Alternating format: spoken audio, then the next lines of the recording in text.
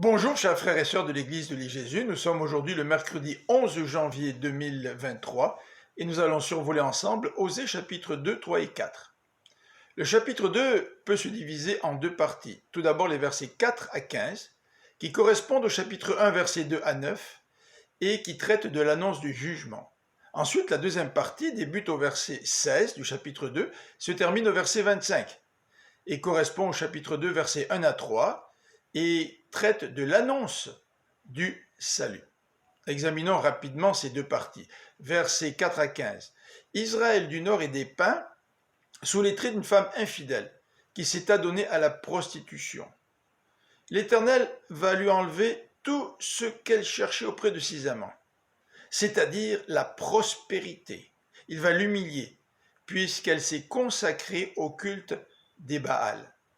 Dans les versets 16 à 25, l'Éternel va reconquérir Israël, comme un homme reconquiert sa femme infidèle. Il va la ramener à lui et elle lui donnera de nouveau son cœur. L'Éternel lui accordera alors la prospérité qu'elle recherchait auprès de ses amants, ainsi que la sécurité et la paix, la justice, l'amour et la tendresse.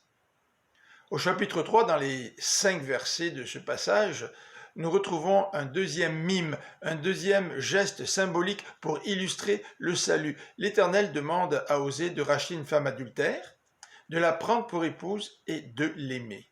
Le prophète, par ce mime, va illustrer l'amour de l'Éternel pour son peuple, malgré l'infidélité de ce dernier. Les gâteaux de raisin, dont il est question au verset 1, font référence aux offrandes présentées aux divinités.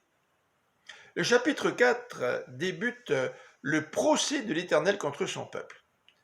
Osée, dans ce passage, va souligner les crimes religieux du peuple, dans les versets 1 à 3 du chapitre 4.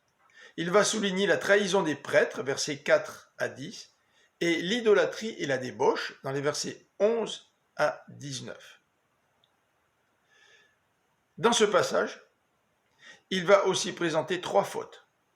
L'immoralité du peuple, dans les versets 1 à 5, le rejet de la loi dans les versets 6 à 10, et comme nous l'avons mentionné, les pratiques idolâtres qui entraînent Israël dans la débauche. Aujourd'hui, plus que jamais, nous avons besoin de nous attacher à la parole de Dieu.